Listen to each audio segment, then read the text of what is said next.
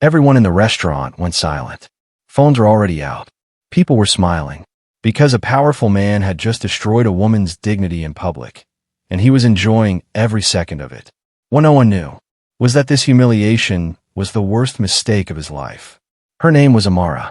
Quiet, unassuming that he kind of woman people overlook. And the man humiliating her, Victor Kane, a wealthy businessman, feared, untouchable, the type of man who believed money was power, and power meant no consequences. The moment shattered without warning. Crystal glasses stopped midair. Conversations died in their throats. In the center of the high-end restaurant, Victor rose from his chair as if the room belonged to him, his sudden movement sharp and commanding. His voice cut through the polished atmosphere, loud, confident, impossible to ignore. He pointed straight at Amara. "This woman is a fraud," he said, laughing openly, the sound echoing off marble and glass. "She tried to beg me for money." A ripple moved through the crowd. Gasps from some. Quiet laughter from others who sensed blood in the water. Victor wasn't finished. "Do you know how pathetic she is?" he continued, shaking his head as if amused by his own cruelty. "She actually thought I'd help her." Then he reached into his pocket. The sound of cash hitting the floor was soft, but it landed like a slap. Bills scattered across the polished surface, spreading at Amara's feet. "Pick it up," Victor said calmly, eyes glittering with satisfaction. "That's what you people do, right?" Amara didn't move. Her body locked in place as heat rushed to her face. Her hands trembled at her sides, fingers curling as if searching for strength that suddenly felt very far away. Every gaze in the room burned into her skin. And Victor? He smiled. Victor had no idea who Amara really was.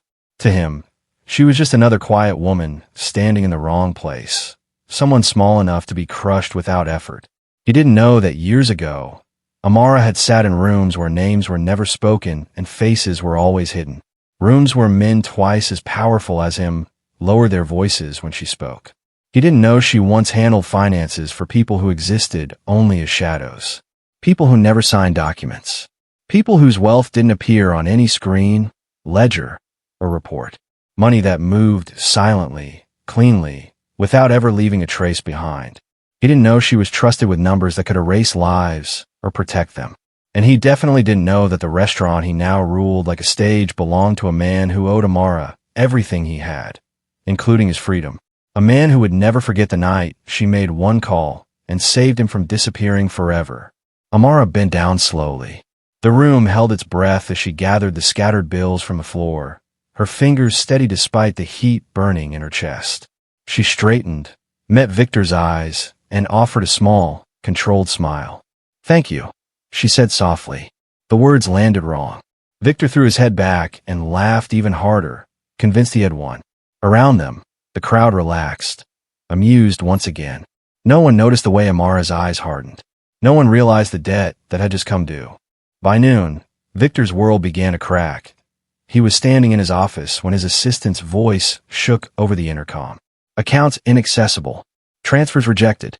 Every screen in front of him flashed the same cold message. Frozen. He laughed at first, confident, dismissive. Mistakes happened.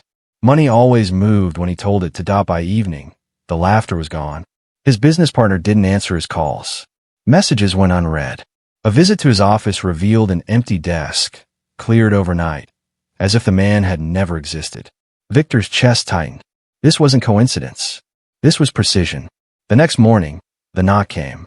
2 officers. Calm, polite, asking questions that felt rehearsed. Names, dates, transactions. They already knew.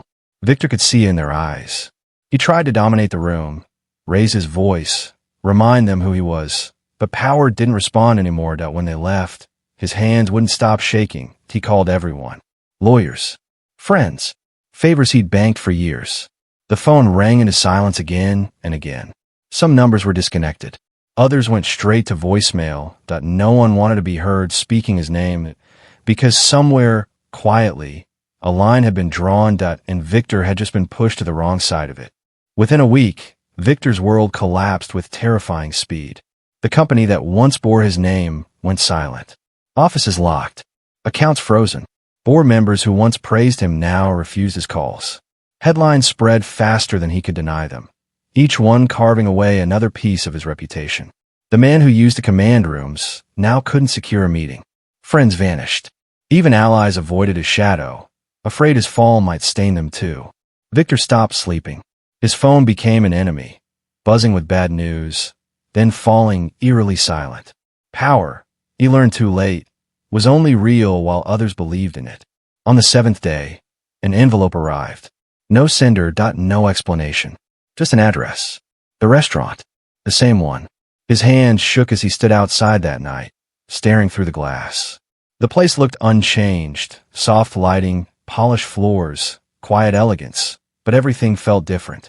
Stepping inside felt like walking into a memory he could no longer escape. Same table. Same seat. Victor sat down slowly, his confidence long gone, his suit wrinkled, his breath uneven. Then he saw her. Amara was already there. She sat with perfect stillness, her posture straight, her expression calm. No anger, no triumph, just control. The woman he had once humiliated now carried an unspoken authority that filled the space around her. Victor swallowed hard. For the first time in his life, he understood what it meant to be powerless. Balance scale. Victor's voice shook as he spoke, barely loud enough to carry across the table.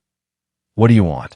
For a moment, Amara simply looked at him, not with anger, not with triumph, just calm, deep, unsettling calm, the kind that made powerful men feel suddenly small.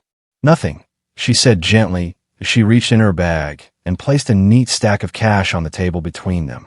Victor's eyes dropped instantly. He knew the amount before she said a word. It was exact. Every bill he had thrown at her now lay perfectly aligned, clean and untouched by the floor that once witnessed her humiliation.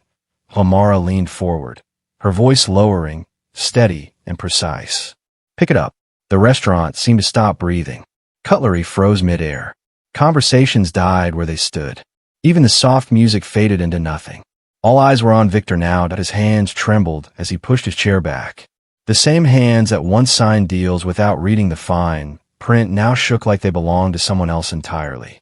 Slowly, painfully, he bent down. The floor felt colder than he remembered. He gathered the money, one bill at a time, his face burning, his chest tight. No phones were raised. No laughter followed. No smiles appeared, only silence. And in that silence, Victor understood something he never had before. Humiliation doesn't need an audience to destroy you. He humiliated her in public and paid for it in private. He humiliated her in public